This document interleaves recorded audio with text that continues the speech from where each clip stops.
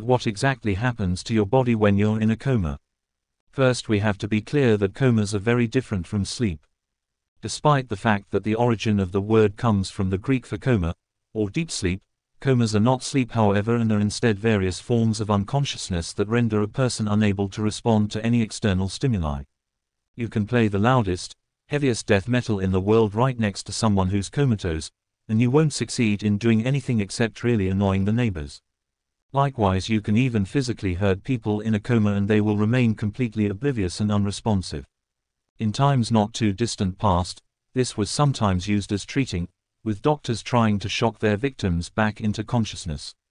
Everything was tried from exposing parts of the body to open flames to severely dropping the body's temperature with ice, to even bloodletting from the head directly. One treatment even included wholly emptying the stomach, we guess because the doctors thought that if a patient got hungry enough, the body would force them to wake up. Or maybe they really were just throwing everything including the kitchen sink at the problem, which was sure was also tried. Comas can occur as a result of serious trauma or as a deliberate medical treatment by doctors.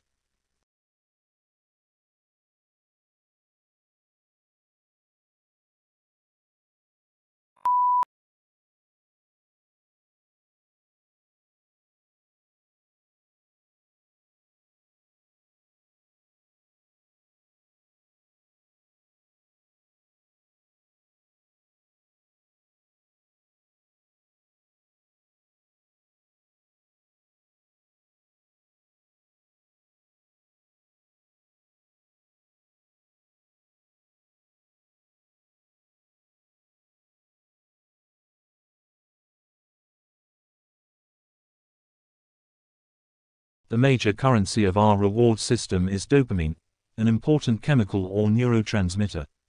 There are many dopamine receptors in the forebrain, but they're not evenly distributed. Certain areas contain dense clusters of receptors, and these dopamine hotspots are a part of our reward system. Drugs like alcohol, nicotine, or heroin send dopamine into overdrive, leading some people to constantly seek that high, in other words, to be addicted. Sugar also causes dopamine to be released, though not as violently as drugs. And sugar is rare among dopamine-inducing foods.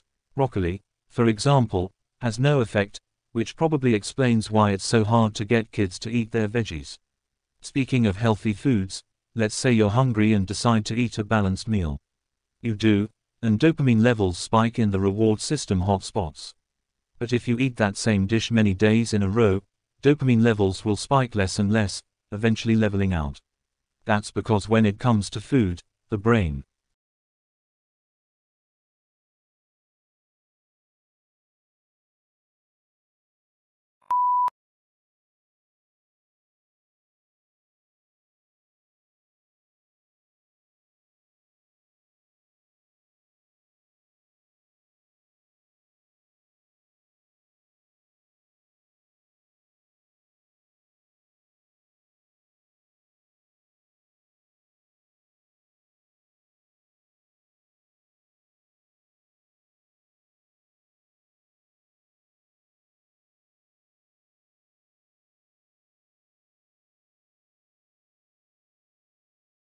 its leaves and assess the qualities of sunlight streaming outside.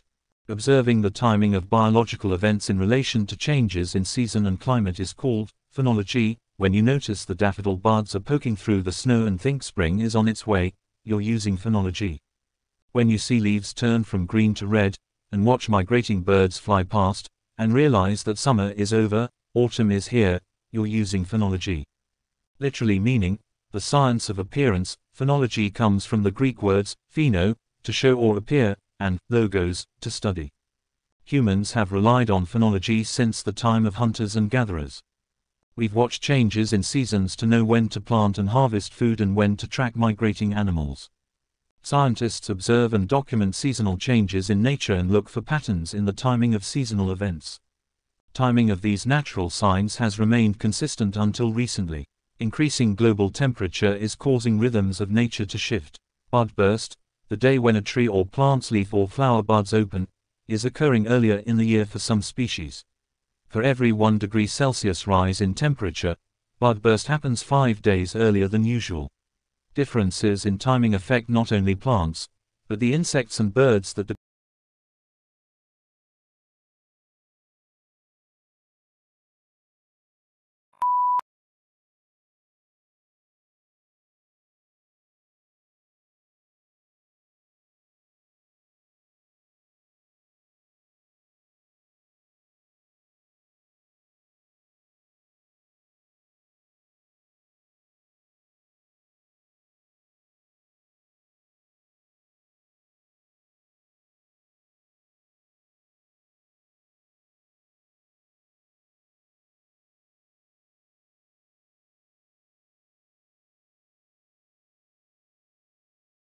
Machiavelli lived from 1469 to 1527. The philosopher Bertrand Russell referred to Machiavelli's most well-known book, The Prince, as a gangster's handbook. And while there's no doubt that certain people have read and used it as such, I think that if we put it into the context of when it was written, which was Italy, especially Florence, in the 15th and 16th centuries, it will be easier to judge Machiavelli's reasons for writing it. Now, the Italy of that period was made up of a number of city-states, often at war with each other. Add to that threats from foreign powers, especially France, and it was a very unstable and dangerous situation. Machiavelli loved his home city, Florence, and wanted to protect its culture, history and above all independence at all costs. One way to do this was to establish an army of Florentines loyal to the city-state of Florence. Much of Machiavelli's career was taken up with this issue. It must be remembered, though, that he led an active civic life, was deeply into politics, and was an ambassador for Florence. In this way, he got to meet and observe some of the key players of the time and through this came to understand the nature of power and how to hold onto it. The Prince was an attempt to teach Florence the lessons he had learnt.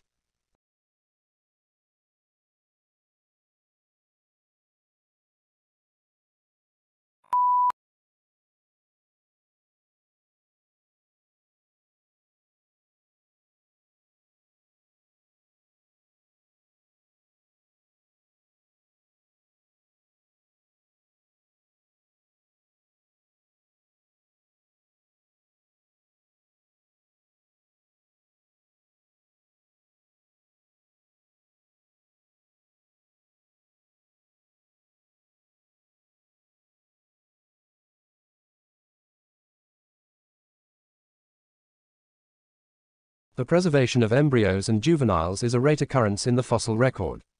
The tiny, delicate skeletons are usually scattered by scavengers or destroyed by weathering before they can be fossilized. Ichthyosaurs had a higher chance of being preserved than did terrestrial creatures because, as marine animals, they tended to live in environments less subject to erosion.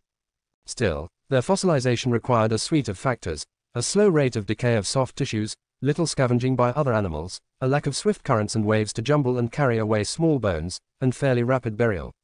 Given these factors, some areas have become a treasury of well-preserved ichthyosaur fossils. The deposits at Holzmaden, Germany, present an interesting case for analysis. The ichthyosaur remains are found in black, bituminous marine shales deposited about 190 million years ago. Over the years, thousands of specimens of marine reptiles, fish and invertebrates have been recovered from these rocks. The quality of preservation is outstanding, but what is even more impressive is the number of ichthyosaur fossils containing preserved embryos. Ichthyosaurs with embryos have been reported from 6 different levels of the shale in a small area around Holzmaden, suggesting that a specific site was used by large numbers of ichthyosaurs repeatedly over time. The embryos are quite advanced in their physical development. Their paddles, for example, are already well formed. One specimen is even preserved in the birth canal. In addition, the shale contains the remains of many newborns that are between 20 and 30 inches long. Why are there so many pregnant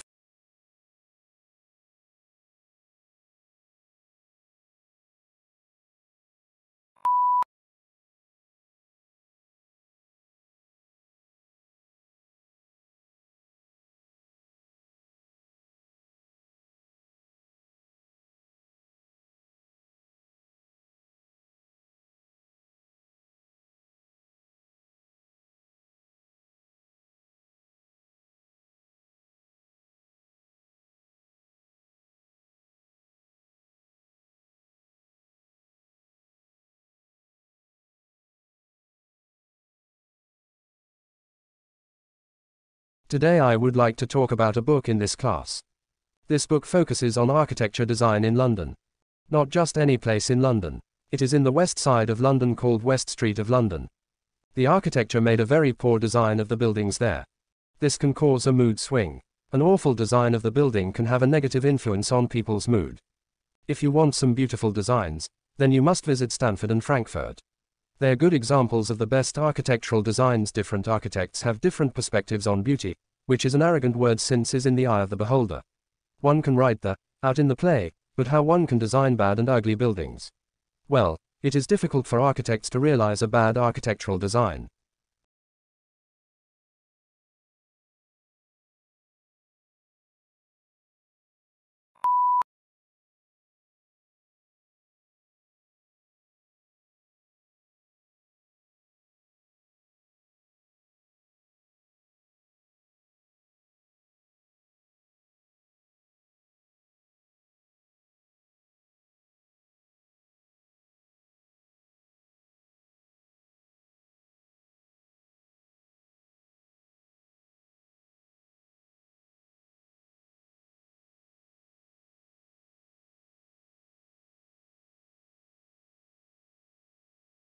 It's rare to find an adult who actively still wonders what their parents think. But that isn't to say that we aren't wondering about our value in more general terms. It's just that we may, without noticing, have taken the question somewhere else, and very often, to particularly harsh modern figures of authority, media and social media. To this pitiless arena, the self-doubting person now directs all their fears of unworthiness and panicked desire for reassurance. To a system set up to reward sadism and malice, they constantly raise their phones and implicitly ask, "Do I deserve to exist? Am okay, am beautiful or respectable enough?" And, because social media is built on the troubles of the individual soul, the verdict is never a reliable yes. One is never done with cycles of fear and reassurance seeking. Every time their spirits sink, which is often, the self-doubting sufferer picks up their phone and begs to know whether they have permission to go on. If this might be us, we should grow curious about, and jealous of, people who are free. They are so because someone long ago settled the question of what they were worth, and the answer has seemed solid ever since.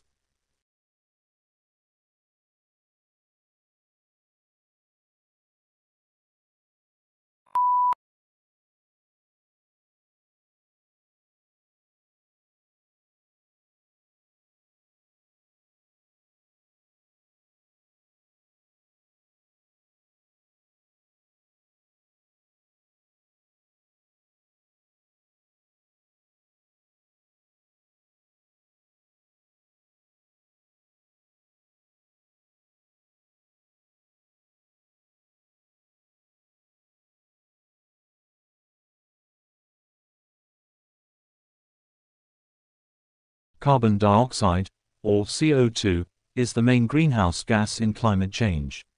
So how does CO2 get into our atmosphere? Well, carbon is part of a cycle. It starts with the sun, which heats the Earth's surface with more energy in 1 hour than the whole world uses in a year. Plants, which are kind of like biological chefs, take that sunlight, and then suck in some CO2 from the air, mix them together, and bam!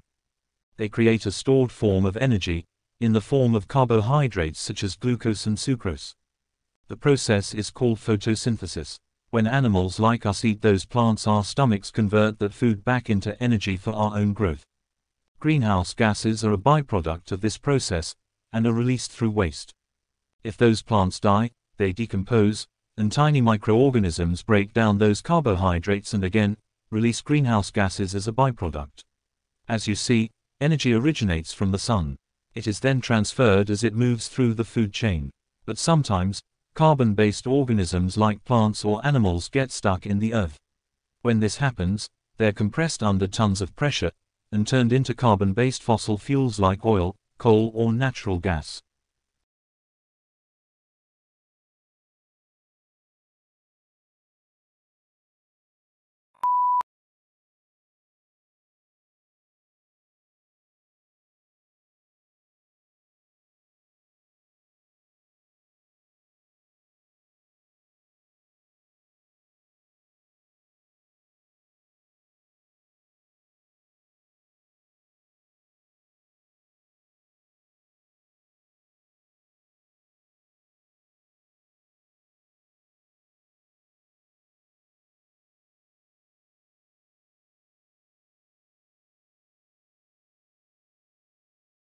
So, happiness economics can help us get to these questions, and I'll try to give you some examples of this. Now, even though there's a lot of skepticism, originally about using this surveys what people say make them happy. The number of reasons that we are getting increasingly confident in doing so. One is that the consistent pattern, remarkable consistent pattern, determines well-being across large samples of people, across countries, across the world, and over time. Some of the basic things that make people happy, and I will show you some of these: income, health, marital status, employment status. Some of these very basic things are remarkably consistent across countries, across world. So that gives us some sense that these surveys are picking up consistent patterns. And when we know what consistent patterns are, we can look how other things that very much more affect people's well-being. The environment and equality, the nature's institution raging on living, and all kinds of other things that very much more